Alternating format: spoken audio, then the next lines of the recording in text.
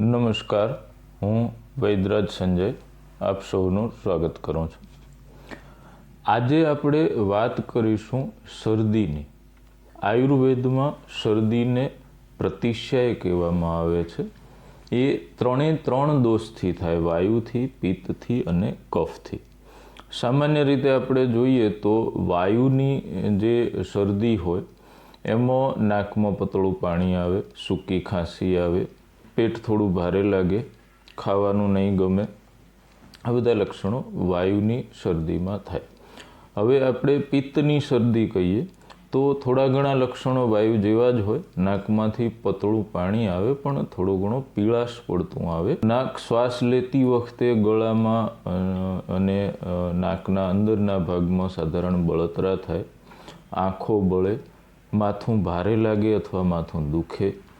આ પિત્તની શરદીના લક્ષણ છે. અને જે કફની શરદી છે, નાકમાંથી ઘાટો કફ નીકળે, કફવાળી ખાંસી આવે, ગળામાંથી વારે વારે કફ નીકળે, ગળું સાફ કરવું પડે, ગળામાં ખરાશ રહે. આ બધા લક્ષણો જે છે એ કફની શરદીના શ્લેષ્મિક પ્રતિશ્યાયના લક્ષણો છે.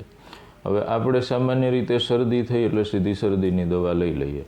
શરદીના પ્રકાર જાણવા સમજવામાં લગભગ કોઈને રસ હોતો નથી.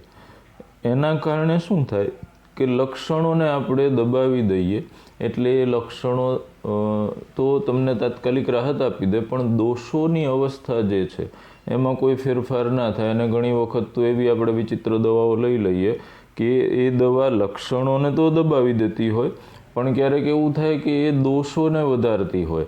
એટલે ધીમે ધીમે લાંબા સમયે આ શરદી જે છે એ જીર્ણ થઈ જાય, પચી જાય શરીરમાં, જેને આપણે જૂની શરદી કે પચેલી શરદી કહીએ, જેને મટાડવી થોડી અઘરી પડે. એટલે હંમેશા જ્યારે પણ શરદી થાય ત્યારે એના પહેલાં તો કારણો શોધીએ અને પછી એની ટ્રીટમેન્ટ કરીએ. કારણો એવા હોય કે એક તો બહુ ઠંડા વાતાવરણમાં રહ્યા હોઈએ, ઠંડુ ખાધું હોય, બહુ તીખું કે બહુ ગરમ ખાઈને ઉપર તરત કંઈક ઠંડુ ખાધું હોય, શ્રમ કરીને કે મહેનત કરીને આવ્યા હોઈએ કે તડકામાંથી કે ગરમીમાંથી આવ્યા હોઈએ, શરીર ગરમ હોય, પરસેવો વ્યવસ્થિત થયેલો હોય અને તરત માટલાનું કે ફ્રીજનું પાણી પીએ. પછી વધારે પડતું ફળોનું સેવન પણ કફકારક છે. એટલે રાત્રે સૂર્યાસ્ત પછી જેને શરદીની તકલીફો હોય એણે ફળનું સેવન નહીં કરવું જોઈએ. પછી પાણીનો અતિરેક એ પણ શરદીનું કારણ બની શકે, કેમ કે જે જલ ધાતુ જે છે, આપણું જલ તત્વ જે છે એ શરીરમાં દોષોના સ્વરૂપમાં જોઈએ તો એ કફ સ્વરૂપે હોય. કફમાં મોટા ભાગે જલીય ધાતુનો જે છે પ્રકોપ વધારે હોય ત્યારે કફની વૃદ્ધિ વિશેષ થાય.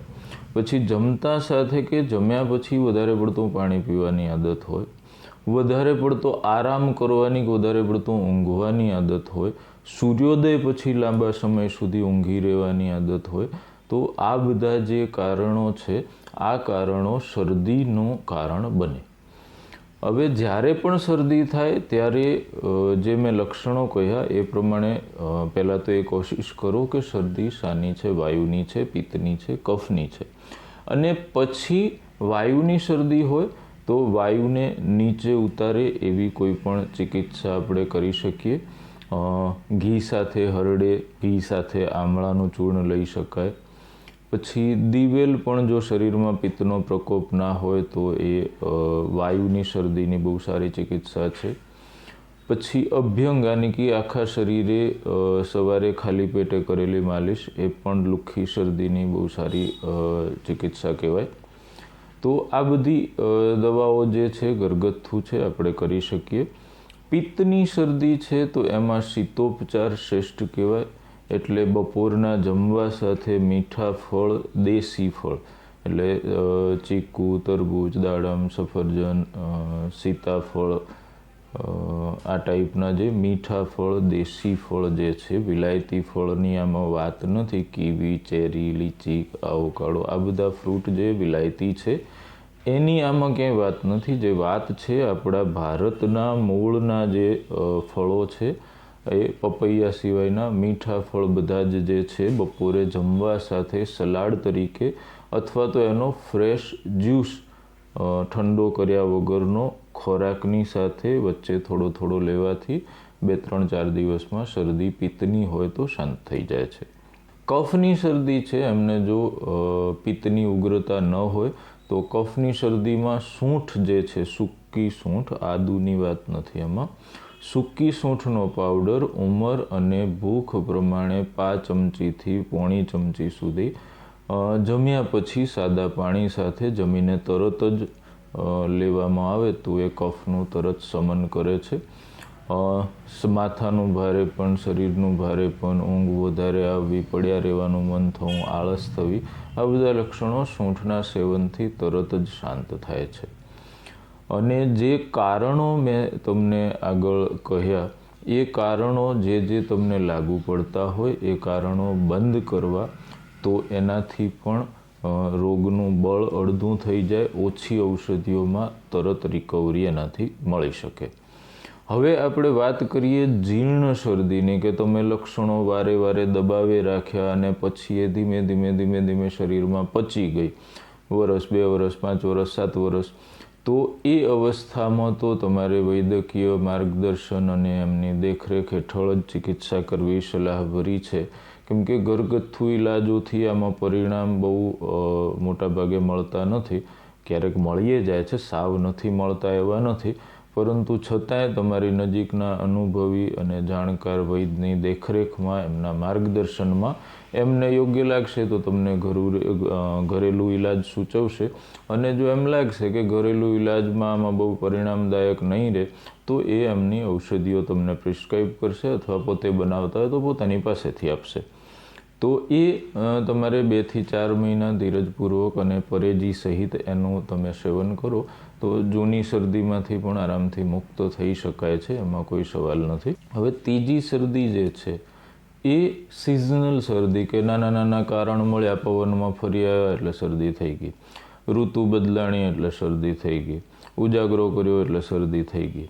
તો આ શરદી જે છે એના કારણો પરમાનન્ટ શરીરમાં છે જ, દોષો શરીરમાં છે જ, પણ એ દોષોને જ્યારે વધારે ઉગ્ર થવાનો અવસર આપણે આપીએ છીએ, ઉજાગરો કરીએ એટલે વાયુ અને વાયુની વૃદ્ધિ થાય, વધારે પડતા આરામ કરીએ એટલે કફની વૃદ્ધિ થાય, પછી વધારે પડતું લુખ્ખું સૂકું ખાવાનું આવે તો વાયુની વૃદ્ધિ થાય. હવે તમારા શરીરમાં ઓલરેડી વાયુ ઉગ્ર અવસ્થામાં છે, પછી તમે એને વૃદ્ધિનું કંઈક વિશેષ કારણ આપો એટલે તરત જ બીજા દિવસે તમને બીમારી સ્વરૂપે બહાર દેખાય. તો આ અવસ્થામાં પણ તમારે એને જીર્ણ શરદી સમજીને એની જ ચિકિત્સા કરવી પડે, અને તો જ એનાથી પરમાનન્ટ તમને રાહત મળે. બાકી ટેમ્પરરી લક્ષણો દબાવો તો એ પાછું એક વખત દબાશે, ફરીથી બીજી વખત ઉપડશે, અને ધીમે ધીમે સામાન્ય દવાઓ એના ઉપર અસર કરતી ઓછી થશે કાં બંધ થશે.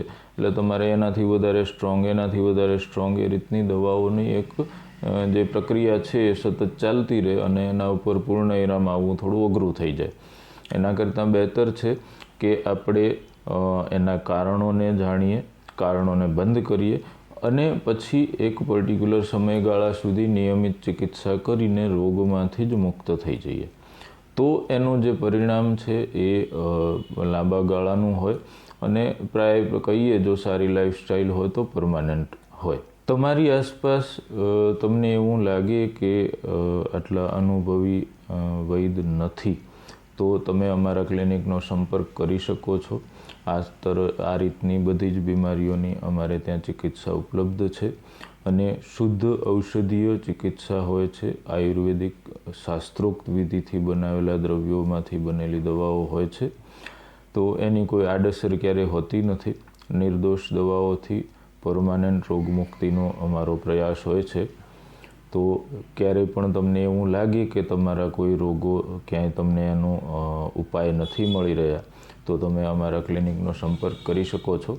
અમારું ક્લિનિક સુરતમાં અને અમદાવાદમાં બંને જગ્યાએ છે.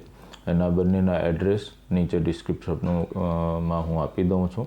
અમારે લાયક કોઈ પણ તમને સહાયતાની જરૂર હોય તો અમને ફોન પર અથવા તો રૂબરૂ મળીને સંપર્ક કરી શકો છો. તો આશા રાખું છું કે શરદી વિશેનો આજનો વિડીયો તમને ઉપયોગી થયો હશે, અને તમને હવે શરદી ખાંસી માટે દવાઓ લેવા માટે દોડવાની કે અકળાવવાની જરૂર નહીં પડશે. આગળ કયા વિષયમાં તમે જાણવા માગો છો અમને કોમેન્ટ કરીને જણાવો. કોશિશ કરીશ કે આગલો વિડીયો તમારી આવશ્યકતા અનુસાર હું બનાવીને તમારી સામે પ્રસ્તુત કરું. મળીએ આગલા વિડીયોમાં. સ્વસ્થ રહો, નિરોગી રહો. ધન્યવાદ.